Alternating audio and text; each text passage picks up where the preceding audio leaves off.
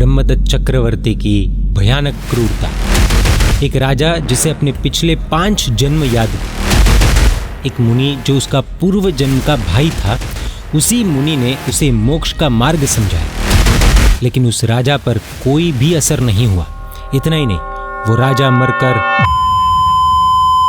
सवाल यह है कि अगर किसी को अपने पिछले जन्म याद हो फिर भी वो नहीं सुधरे तो उसकी आत्मा कितनी भारी होगी ना। आज की गाथा हमें यही भयानक सच दिखाती है। प्रस्तुत है आगम ज्ञानी बनो सीरीज के अंतर्गत उपदेशमाला ग्रंथ का एपिसोड 23। पिछली गाथाओं में अनेक तरीके से बताया गया कि दुनिया की सभी चीज़ें अनित्य है, संसार के सुख वास्तव में सुख है ही नहीं, तो कोई भी चीज़ पर राग क्यों करना। ये सब उपदेश ऐसे है कि आत्मा अगर उत्तम हो तो ऐसे उपदेशों को सुनकर वैराग्य पाकर मोक्ष मार्ग में आगे बढ़ने ही लगे।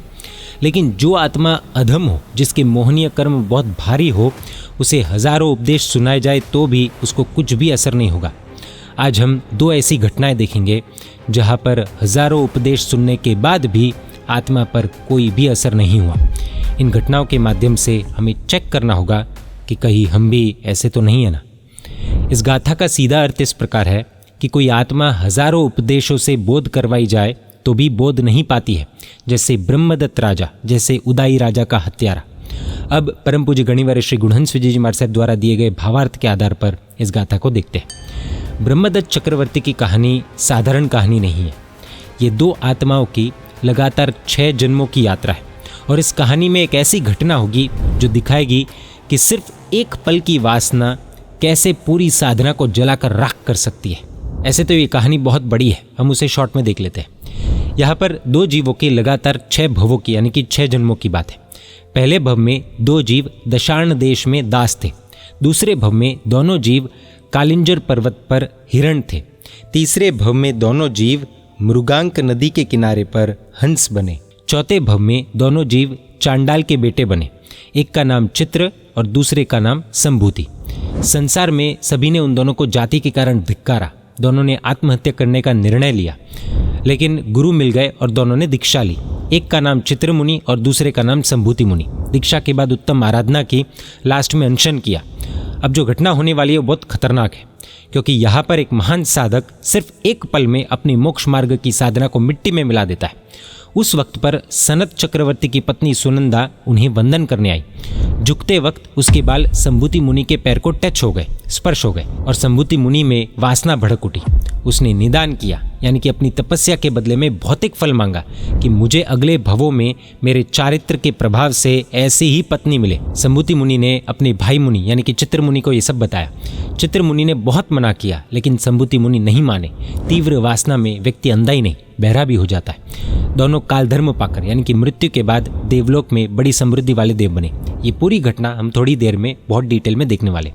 अगले भव में देवलोक से आयुष्य पूर्ण कर संभूति मुनि वाला जीव चक्रवर्ती बना, ब्रह्मदत्त चक्रवर्ती। उसको जाति स्मरण ज्ञान हुआ। वो सोच में पड़ा कि पिछले 5 भवों से जो आत्मा मेरे साथ ही थी यानी कि चित्र मुनि वाला जीव, आज वो जीव कहाँ पर है और वो क्यों मेरे साथ नहीं है। असली कहानी अब शुरू होती है।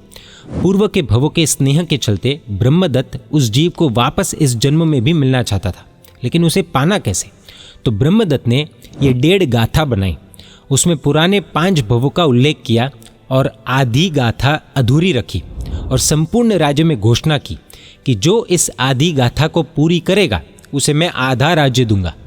आधा राज्य पाने के प्रलोभन में राज्य के लाखों लोग इस गाथा को पूरी करने में लग गए। ब्रह्मदत्त को पता था कि जो मेरे वो पूर्व भव का भाई था वो ही इस गाथा को समझ पाएगा और गाथा को पूरी कर पाएगा। ब्रह्मदत्त कांपिल्यपुर में हुआ था। दूसरी तरफ चित्र मुनि की आत्मा ने देवलोक से मरकर नीचे पुरिमताल नगरी में एक सेठ के वहाँ पर जन्म लिया था और वैराग्य पाकर मुनि बन चुके थे। उनको भी जाति स्मरण ज्ञान हुआ और पूर्व के 5 भवों को उन्होंने जाना। भव यानी कि जन्म। वे विहार करते करते कांपिल्यपुर के बाहर पहुंचे। वहाँ पर कुएं में से पानी निकालता हुआ एक इंसान वही 1.5 गाथा बोल रहा था। मुनि ने उसे अधूरी गाथा पूरी करके दे दी और गाथा का अर्थ इस प्रकार था कि ये हमारा 6ठा भव है जिसमें हम 2 अलग अलग हैं। वो इंसान तो खुशी के मारे भागा राज दरबार में और राजा को ये बाकी की आधी गाथा सुना दी। राजा समझा कि हो यही मेरा भाई है। राजा अति स्नेह के कारण बेभान हो गया, बेहोश हो गया। वो इंसान तो डर गया। सैनिक उसे पीटने लगे कि तेरे कारण हमारे राजा बेहोश हुए, तुमने क्या बकवास सुनाया हमारे राजा को। उस वक्त पर पानी आदि के छिड़काव से राजा होश में आ गया। वो इंसान ने मौका देखकर तुरंत कह दिया, मेरा दोष नहीं है, मैंने ये गाथा पूरी नहीं की है। गाथा पूरी करने वाले तो एक मुनि है जो नगर के बाहर आए हुए हैं। राजा समझ गया कि वो मुनि ही मेरे पूर्व भव के भाई है। राजा पूरे ठाटबाट के साथ वहां पर पहुंचा, मुनि को दर्शन वंदन किए और मुनि के पास बैठ गया। स्नेहराग से पर ऐसे मुनि ने राजा के हित के लिए उसको प्रतिबोध करने के लिए हित शिक्षा दी कि संसार कितना आसार है, कर्मबंध के कारण क्या है, मोक्ष का मार्ग क्या है, मोक्ष का सुख संसार के सभी सुखों से अनंत गुना है। ये सब बातें बताई। लेकिन कहानी यहाँ पर खत्म नहीं होती है। अब देखते हैं नियाणा का परिणाम कितना भयानक हुआ। सभा में बैठे हुए लगभग सभी जीवों को वैराग्य आया, लेकिन ब्रह्मदत्त को कुछ भी असर नहीं हुआ। वैराग्य का अंश भी नहीं प्रकटा। उल्टा वो तो साधु को कहने लगा कि आपके मिलने से मुझे बहुत खुशी हुई है, अब आप दीक्षा छोड़ दो, राज्य का स्वीकार करो, बाद में हम दोनों साथ में दीक्षा लेंगे और तब करेंगे। वैसे जो गाथा पूरी करेगा उसे आधा राज्य मिलने वाला था, लेकिन जैन मुनि तो जैन मुनि होते हैं। मुनि ने कहा कि राजन, मैं तुम्हारे ऊपर उपकार करना चाहता हूँ। अगर तुम्हें मेरे दीक्षा त्याग से खुशी होती हो तो मुझे वो करना चाहिए, लेकिन तुम समझो ये मनुष्य भव दुर्लभ है और आयुष्य हर पल कम होता जा रहा है। लक्ष्मी तो चंचल है, भविष्य में धर्म करने का मन होगा भी या नहीं वो भी पता नहीं। संसार के सुखों का फल भयानक है, दूसरी तरफ मोक्ष का बीज दुर्लभ है, उसमें भी वीरति यानी कि दीक्षा तो अत्यंत दुर्लभ है। वो मुझे मिली है, वो दीक्षा को छोड़कर मैं राजा बन जाऊँ, वो मुझे या कोई भी समझदार इंसान को जरा सा भी अच्छा नहीं लगेगा। आखिर राज्य लूंगा तो भी वो कितने दिन टिकने वाला है, और उसका फल असंख्य वर्षों तक नरक में दुख। नहीं, ऐसी मूर्खता नहीं करनी मुझे। इसलिए ब्रह्मदत्त, तुम ये गलत आग्रह छोड़ दो। तुमने पूर्व भव में कितने दुख भुगते हैं वो तो याद करो। अब उससे बचना हो तो जिन वचन नाम का अमृत पी लो, जिन वचन तुम्हें जो रास्ता बताए उस रास्ते पर चलो और मनुष्य भव को सफल करो। इस तरह से वो मुनि भगवंत ने करुणा के चलते ब्रह्मदत्त को बहुत समझाने का प्रयास किया, लेकिन भारी कर्मी ब्रह्मदत्त नहीं माना। उल्टा उसने जवाब दिया कि मुनिवर, जो सुख मिला है उसे छोड़ देना और जो सुख नहीं मिला उसके लिए भागना दौड़ना, ये भी तो मूर्खता ही है। इसलिए ये बात आप छोड़ो, मैं जो कहता हूँ वो करो।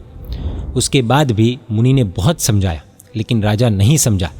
तब मुनि ने वहाँ पर देवलोक से पहले का भव यानी कि देवलोक से पहले का जन्म वो याद कराया। दरअसल ये मुनि और ये ब्रह्मदत्त चक्रवर्ती राजा पूर्व भव में चांडाल के बेटे थे, जो हमने स्टार्टिंग में जाना था। अब वो हम डिटेल में देखने वाले। उस समय वहाँ पर नमूची नामक मंत्री था। उसने उस वक्त के जो राजा थे उसकी रानी के साथ गंदे काम किए थे और रंगे हाथ पकड़ा गया था। राजा ने उसी मंत्री को इन दोनों के पिताजी जो चांडाल थे उनको मारने के लिए सौंप दिया। इनके पिताजी ने उसे एक शर्त पर अपने ही घर के बेसमेंट में छुपा दिया कि वो दोनों बच्चों को पढ़ाएगा। जान बचाने के लिए उसने चांडाल के बेटों को यानी कि इन दोनों को पढ़ाना शुरू किया। इनकी माँ तीनों समय उसे भोजन देने जाती थी। काम वासना की विचित्रता तो देखिए। वो रूपवान नमुची मंत्री इनकी कदरूपी माँ के साथ मैथुन सेवन करने लगा, और तो और इनकी माँ ने भी उसमें सपोर्ट किया। आखिरकार एक बार पिता को पता चल गया, वो आग की तरह भड़क उठे। इन दोनों को पता चल गया कि पिताजी अब मंत्री को मार ही डालेंगे।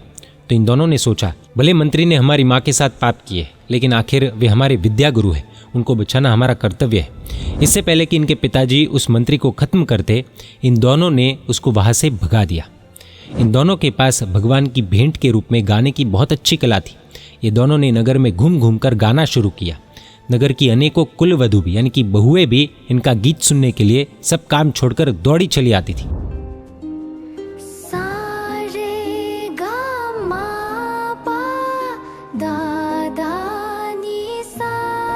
सीधी बात है कि उनके घर के पुरुषों को ये बिल्कुल भी पसंद नहीं आएगा। तो वो पुरुषों ने राजा को कंप्लेंट कर दी कि ये दो युवान नीच घर के हैं और ये गीत के बहाने हमारे घर की स्त्रियों को खींचकर कहीं शील भ्रष्ट ना कर दे। इस मामले में ये दोनों ही पवित्र थे, फिर भी राजा ने सबकी बात सुनकर दोनों को नगर से निकाल दिया। ऐसे अनेकों अपमानों को सहन करने के बाद इन दोनों की जीने की इच्छा ही खत्म हो गई। बार बार ये दो नीच है, ये दो नीच है, ऐसे लोगों के ताने सुन सुनकर आखिरकार दोनों ने जीवन को समाप्त करने का निर्णय लिया। पर्वत के ऊपर चढ़कर दोनों खाई में कूदने ही वाले थे कि वहां पर एक मुनि उनको मिले। दोनों ने उनको वंदन किए। बहुत प्रेम से वो मुनि ने इनको समझाया कि आत्महत्या वो आपकी मुश्किलों का, दुखों का हल नहीं है। वो दुख कर्मों से आते हैं। अगर कर्म को मारे बिना आप मर गए तो अगले भव में यानी कि अगले जन्म में वे कर्म वापस दुख देंगे ही। बेहतर तो यह है कि दीक्षा का स्वीकार करो, मुनि बनो, कर्मों का नाश करो, तो फिर अगले भवों में कभी भी दुख नहीं आएगा। दोनों को उनकी बात समझ में आ गई। वैसे भी आज तक किसी ने इनके साथ प्रेम से बात भी नहीं की थी।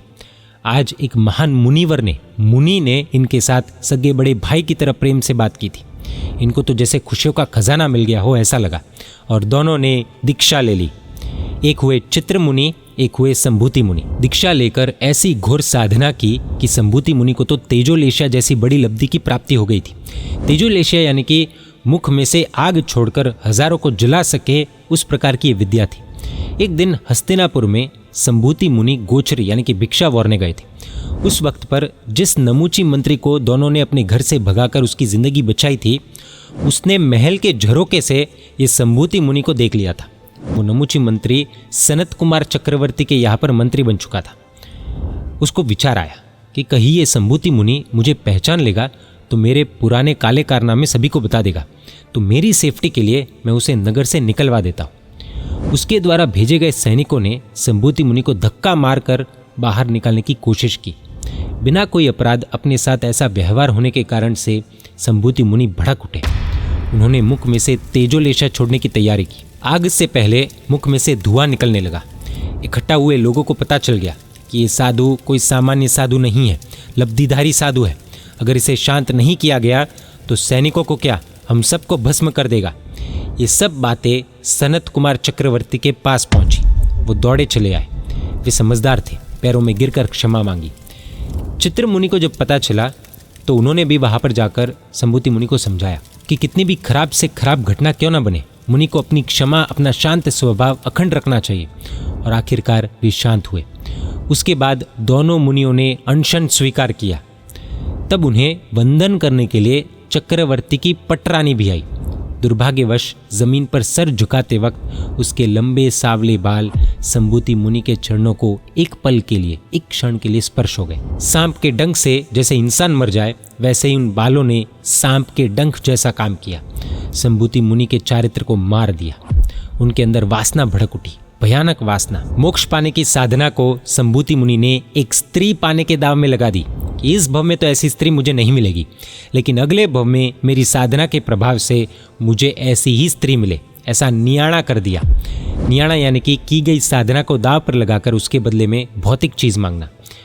चित्र मुनि चौंक उठे, क्योंकि उन्हें पता था कि नियाणा करना यानी कि मोक्ष को दूर टालना है और संसार भ्रमण को आमंत्रण देना है। उन्होंने संभूति मुनि को बहुत समझाया कि ऐसी मूर्खता मत करो। क्या तुम्हें पता है तुम ये क्या कर रहे हो?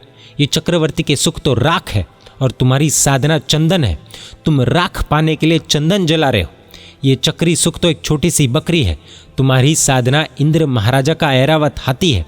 तुम एक बकरी को पाने के ऐरावत हाथी को बेच रहे हो। ये चक्री सुख दाने जैसा है और तुम्हारी साधना कल्प वृक्ष है। तुम तुम्हारी आत्मा में चक्री सुख को बोने के लिए साधना नाम के कल्प वृक्ष को उखाड़ कर फेंक रहे हो। तुम ऐसा मत करो।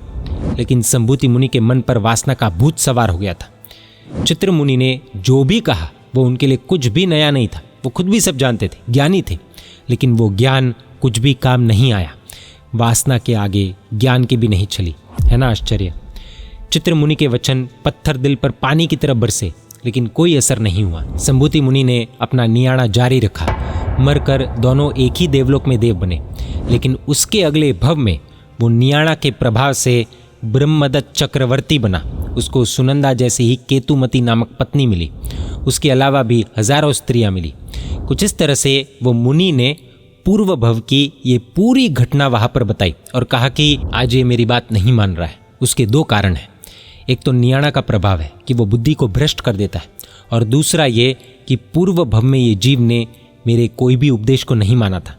वो नहीं मानने के संस्कार आज वापस जागृत हो गए, और मेरी सीधी सादी सच्ची बात भी ये जीव नहीं मान रहा है। अब इसे कुछ भी कहने का कोई मतलब नहीं है। मैंने इतना भी जो समझाया है वो इस राजा के लिए तो बकवास ही था। फिर वो मुनि ने राजा को स्पष्ट कर दिया कि तुम्हें समझाकर मैंने सिर्फ समय बर्बाद ही किया है। मैं जा रहा हूँ, हमारा संबंध यहाँ पर समाप्त हुआ। कितनी आश्चर्य की बात है ना कि ब्रह्मदत्त को अपने पूर्व भव, पूर्व जन्म दिखे है। उसे पता है कि आज मुझे जो कुछ भी मिला है वो सिर्फ और सिर्फ चारित्र के प्रभाव से मिला है, तो अगले भवों में भी मुझे सुख पाना होगा तो मुझे चारित्र तो पालना ही होगा। और अब उसका समय आ चुका है। संसार के सुख बहुत भुगत लिए है, लेकिन ऐसे कुछ भी विचार उसे नहीं आए, कारण वो भारी कर्मी जीव था। उसने नियाणा करके भारी कर्म बांध लिए थे, उसका ये फल था। ब्रह्मदत्त मरकर कहाँ पर गया और क्यों गया, वो अगर हम जानेंगे तो हमारी रूह कांप जाएगी। एक व्यक्ति था जिसने ब्रह्मदत्त को बहुत ज़्यादा सपोर्ट किया था। तो ब्रह्मदत्त ने कहा था कि जब मैं राजा बनूं तब तू मेरे पास आना। और ब्रह्मदत्त के राजा बनने के बाद वो आया। उसने मांग की और कहा कि मुझे एक दिन के लिए आप जो भोजन करते हो वो खाना है। ब्रह्मदत्त चक्रवर्ती ने खूब समझाया कि वो भोजन तेरे काम का नहीं है, तू उसे पचा नहीं पाएगा। 1,00,000 गायों का दूध 50,000 गायों को पिलाया जाता है, 50,000 गायों का दूध 25,000 गायों को पिलाया जाता है। ऐसे आधा आधा करते करते लास्ट में 2 गायों का दूध 1 गाय को पिलाया जाता है, और फिर वो गाय के दूध में से मेरा भोजन बनता है। उस गाय को कल्याणी गाय बोलते हैं। तू मेरे भोजन का आग्रह छोड़ दे, कुछ और मांग। लेकिन वो व्यक्ति अपनी जिद पर अड़ा रहा कि देना है तो आपका भोजन ही दो, वरना कुछ नहीं चाहिए। आखिरकार राजा ने उसके पूरे परिवार को भोजन कराया।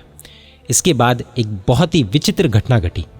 उस भोजन से सबकी वासना इतनी भड़की कि रात को उस व्यक्ति के परिवार के सभी सदस्यों ने एक दूसरे के साथ मैथुन सेवन किया। माँ, बेटा, बाप, बेटी, ससुर, बहू, भाई, बहन आदि कोई भी रिश्ते पवित्र नहीं रहे। सुबह शराब के नशे की तरह वो भोजन का असर उतर जाने के बाद सभी को असलियत याद आई।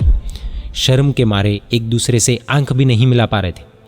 ये तो एकदम क्लियर था कि ये उस व्यक्ति की ही गलती थी, उसने ही जिद की थी। राजा ने तो मना किया था, फिर भी वो नहीं माना था। लेकिन वो व्यक्ति राजा की ही गलती देखने लगा और इसलिए उसने ऐसा संकल्प लिया कि मेरे पूरे परिवार को तहस नहस करने का काम इस ब्रह्मदत्त चक्रवर्ती राजा ने किया है, तो मैं उसे अंधा बना दूंगा। एक निशानेबाज को लालच देकर उसके हाथों से राजमार्ग पर हाथी पर बैठकर जाते हुए ब्रह्मदत्त चक्रवर्ती की दोनों आंखों को निशाना बनाकर फोड़ दी। राजा अंधा बना, साथ साथ में क्रोध से भी अंधा बना। अब ब्रह्मदत्त चक्रवर्ती की क्रूरता सुनिए। जब उसको पता चला कि आंख फोड़ने के पीछे उसी व्यक्ति का हाथ है जिसको भोजन कराया था, तो भयानक क्रोध में आकर राजा ने उस व्यक्ति की भी आंखें फुड़वा दी। इतना ही नहीं, उसने अपने दोनों हाथों से उसकी आंखों को जोर जोर से कुचल दिया। बात इधर ही खत्म नहीं होती। उसने अति क्रूरता के साथ मंत्रियों को आदेश दिया कि मुझे रोज उस व्यक्ति के जाति वालों की थाली भरकर आंखें चाहिए, उसके पूरे समाज को मैं अंधा बना दूंगा। समझदार मंत्रियों ने आंखों के बदले में चिकने गुंदों को, यानी कि एक प्रकार की वनस्पति जो आंखों जैसे ही सॉफ्ट होती है, उनसे थाली भरकर राजा को दे दी। राजा ने क्रूरता के साथ और बदले की भावना के साथ उन्हें आंख मानकर कुचलना शुरू किया। ये प्रोसेस चलता रहा। ऐसे देखने जाए तो द्रव्य से, यानी कि बाहर से उसने सिर्फ उस एक व्यक्ति की आंखें कुचली थी, लेकिन भावों से ब्रह्मदत्त ने इतनी क्रूरता की कि उसका अंत सीधा 7वीं नरक में हुआ। संभूति मुनि के भव में उस जीव ने नियाणा करके भारी कर्म बांधे और उस कर्म के कारण ब्रह्मदत्त चक्रवर्ती के भव में चित्र मुनि के जीव का एक भी उपदेश उनको कुछ भी बोध नहीं करवा पाया। अगर मुनि भगवंतों के उपदेश सुनकर हमें कुछ भी असर नहीं होता हो तो हमें समझ लेना है कि हम पूर्व भव से भारी कर्म बांध कर आए हैं। आत्मचिंतन करना होगा, जागना होगा। अब हम गाथा में सूचित की गई दूसरी कहानी देखते हैं। अगर हमें लगता है कि यह सिर्फ एक राजा की ही कहानी है, तो जी नहीं। अब हम एक और घटना देखेंगे। एक ऐसा साधु जिसने 12 साल तक दीक्षा पाली, लेकिन अंदर से वो सिर्फ एक हत्यारा था। मगध का महाराजा कोणिक हुआ। उसके बेटे उदाई राजा ने किसी अन्य राजा का राज्य जीत लिया था। उस राज्य के राजा का बेटा उज्जैनी गया, क्योंकि उज्जैनी का राजा इस उदाई राजा का दुश्मन था। ये राजकुमार ने उसको कहा कि मैं आपके दुश्मन उदाई को खत्म करूंगा, आप मुझे सपोर्ट करना। लेकिन उस राजकुमार को ये उदाई राजा को मारने का एक भी मौका नहीं मिला। आखिरकार उसने एक उपाय ढूंढ निकाला। उदाई राजा जैन धर्मी था, तो जैन आचार्य बड़े दिनों में उसको पौषध आदि की आराधना करवाने के लिए उसके वहाँ पर जाते थे। इस राजकुमार ने सोच लिया कि मैं इस आचार्य के पास दीक्षा ले लेता हूँ और उनका विश्वास जीतकर उनके साथ राजमहल तक पहुँच जाऊँगा। वहाँ पर ही मुझे राजा को मारने का मौका मिलेगा। ये सोचकर उसने आचार्य के पास वैराग्य का दिखावा करके दीक्षा ली। 12 साल तक दीक्षा का पालन भी किया। सब साधु उसके विनय से, उसकी वयावत से, यानी कि उसकी सेवा से, उसके संयम से एकदम खुश हो गए। All where impressed. लेकिन आचार्य जानते थे कि राजमहल में अत्यंत विश्वास पात्र साधु को ही ले जाना। वहाँ पर राजा की सुरक्षा का बड़ा प्रश्न खड़ा रहता है। इसलिए आचार्य भगवंत आठम चौदस आदि दिनों में जब रात को धर्मोपदेश देने के लिए राजमहल जा रहे थे, तब आज तक तो आचार्य उस राजकुमार साधु को लेकर नहीं गए थे। लेकिन एक शाम को जब आचार्य राजमहल में जा रहे थे, तब उसने बहुत विनय से पूछा, गुरुदेव मैं आऊँ? और आचार्य ने हाँ बोल दिया। आचार्य से अनजाने में भयानक गलती हो गई। आचार्य को पता नहीं था कि वो रात एक भयानक रात होने वाली थी। रात को आचार्य ने पौषध में रहे हुए उदाई राजा को धर्म देशना दी। उसके बाद राजा और आचार्य दोनों सो गए। लेकिन एक व्यक्ति 12 साल से इसी पल का इंतजार कर रहा था। 12 साल से जिस मौके को वो ढूंढ रहा था वो उसको मिल गया। अपने पास उसने इतने सालों से लोहे की छुरी छुपा कर रखी थी। वैर भाव को घूंटा था। उसने मौका देखकर राजा के गले में छुरी घुसा दी और वो भाग गया। बाहर चौकी करते सैनिकों ने उसे रोका नहीं, क्योंकि वो साधु था, इसलिए उसके ऊपर किसी को भी कुछ भी शंका नहीं हुई। राजा मर गया। उसका खून बहता बहता सोए हुए आचार्य तक पहुंचा। गर्म खून के स्पर्श से वे जाग गए। उन्होंने राजा की लाश देखी, लेकिन वो साधु नहीं दिखा। आचार्य सब कुछ समझ गए कि वो कपटी साधु राजा का खून करके भाग गया है। आचार्य सोच में पड़ गए कि सुबह जब सभी को पता चलेगा तो सब बोलेंगे कि एक जैन साधु ने राजा की हत्या की। जैन लोग अधम है, ऐसे तो जैन धर्म की बहुत निंदा होगी। इससे बेहतर यह है कि मैं भी मर जाऊं तो लोग कहेंगे कि वो साधु जैनों का दुश्मन होगा। उसी कारण से वो साधु ने राजा को और जैन आचार्य को दोनों को मार डाला। इसमें जैन धर्म की निंदा नहीं होगी। महान जैन आचार्य ने लोगों में धर्म की घोर निंदा रोकने के लिए खुद को मार डालने का तय किया और सिद्ध भगवंतों को साक्षी बनाकर अपने पापों का कन्फेशन किया, नमस्कार महामंत्र का स्मरण किया और वो ही खून से लथपथ छुरी से अपने गले की मुख्य नस काट दी। समाधि से मरकर वो देवलोक में गए। मुख्य बात यह है कि वो राजकुमार साधु ने 12-12 साल तक साधु जीवन पाला। रोज का मिनिमम 1 घंटा तो उसने धर्मोपदेश सुना ही होगा, यानी कि हजारों घंटे महान जैन आचार्य के पास धर्मोपदेश सुना, तो भी उसको कुछ भी असर नहीं हुआ, कुछ भी नहीं। राजा का खून करने की भावना, बदले की भावना मिटी नहीं। चारित्र धर्म पर कोई राग नहीं प्रगटा। ये स्पष्ट दिखता है कि वो कितना भारी कर्मी होगा। जब वो हत्यारा राजकुमार उज्जैनी पहुंचा और वहां के राजा को खुश होकर कहा कि मैंने आपके दुश्मन को मार डाला है, अब मेरे पिता का राज्य वापस दिलवाने में आप मेरी मदद करो, तब वो राजा ने पहले सब कुछ जाना कि दुश्मन राजा को आपने कैसे मारा है। सच जानकर वो भारी गुस्सा हो गया और उसने कहा कि साधु के वेश का तूने दुरुपयोग किया है, तेरा तो मुंह देखना भी पाप है, तू यहाँ से भाग जा, वापस कभी भी मेरे सामने मत आना। 12-12 साल तक दीक्षा पालने वाले का भी दिल नहीं पिघला। सोचने जैसा है। यहाँ पर यह घटना पूरी होती है। अब हमारी आत्मा को हमें देखना है। क्या हमें प्रभु के वचन सुनने का, पढ़ने का मन होता है? क्या प्रभु के वचन सुनते वक्त, पढ़ते वक्त हमें कुछ असर होता है, कुछ अंदर से फील होता है, या कंटाला आता है, दुर्भाव आता है, बोर हो जाते हैं? अगर धर्मोपदेश सुनते वक्त भी हमें शुभ भाव न जगे तो समझ लेना है कि हमारे कर्म बहुत भारी है। श्री षोडशक प्रकरण में ग्रंथकार श्री हरिभद्र जी महाराज साहब ने इस श्लोक के द्वारा एक गहरी बात कही है। इसका अर्थ ऐसा है कि जो पापी को 5 इंद्रियों के सुखों की लालसा बहुत है और उस कारण से जो पापी जीव प्रभु वचन सुनने के वक्त भी वैराग्य को नहीं पाता है, वो अपात्र है, यानी कि इनएलिजिबल है। उसकी आत्मा के रोगों की कोई भी ट्रीटमेंट है ही नहीं। प्रभु वचन सुनते वक्त वैराग्य जगे, मन में फील हो कि ये सब विषय सुख छोड़ने जैसे है, उसे पकड़कर नहीं रखना है। सच्चा सुख आत्मा के गुणों का सुख है। लेकिन बाद में वापस मन ढीला पड़ जाए, मन निमित्तों को पाकर वापस संसार के सुखों में आकर्षित हो जाए, तो भी वो जीव योग्य है, एलिजिबल है, क्योंकि प्रभु वचन सुनते वक्त तो उसे वैराग्य जगा था ना। जिन शासन के अनेक महापुरुष हमें बता रहे हैं कि परमात्मा का उपदेश सुनते वक्त तो हमें मज़ा आता है ना, आनंद आता है ना, अच्छा लगता है ना, भले बाद में हम जीवन में उसे फॉलो न भी कर पाए, ऐसा हो तो भी हम योग्य जीव हैं। अगर जिन वचन सुनते वक्त भी कंटाला आए तो समझना है कि हमारे कर्म बहुत भारी है। It's time to wake up. Shri Shodashak ग्रंथ में ही अंतिम गाथा में महापुरुष कहते हैं कि हे भव्य जीवो, अगर आप अपनी आत्मा का हित चाहते हो, अगर आप मनुष्यों में सिंह समान हो, भेड़ बकरी जैसे नहीं हो, तो एक काम करना, ज्ञानी महात्माओं के पास धर्मोपदेश सुनने का सतत प्रयत्न करना। बस ये एक ही प्रयत्न आपकी आत्मा को परमात्मा बनाकर रहेगा। ये मेरा यानी कि हरिभद्र सूरी का वचन है। अगर महात्मा ज्ञानी न हो तो उनके उपदेश में कंटाला आए, ऐसा हो सकता है। उसमें हम अपात्र नहीं गिने जाते, वहाँ पर महात्मा के दोष भी नहीं देखने, प्लीज़ नोट। तो वहाँ पर हमको चिंता नहीं करनी कि क्यों मुझे भाव नहीं आते। लेकिन ज्ञानी गीतार्थ गुरु भगवंत जब प्रवचन देते हो तब भी कंटाला आए तो हमारी योग्यता के लिए सोचना पड़ेगा। हमारे कर्म भारी हो सकते हैं, हम ब्रह्मदत्त की तरह पूर्व भव से तीव्र पाप कर्म लेकर आए हो, ऐसा हो सकता है। और जीवन भर अगर ऐसा ही रहा तो ब्रह्मदत्त की तरह ही नरक में भी जा सकते हैं। ये दो घटना और इसके द्वारा दिया गया उपदेश हमें बहुत कुछ कह जाता है। अगर प्रभु के वचन सुनकर भी हमारी आत्मा नहीं हिलती तो समझ लेना चाहिए कि समस्या प्रवचन में नहीं है, समस्या हमारे कर्मों में है, समस्या हमारे संस्कारों में है। और जो व्यक्ति कंटाले के कारण प्रवचन सुनता ही नहीं है, उसका तो फिर जय जिनशासन, जय महावीर।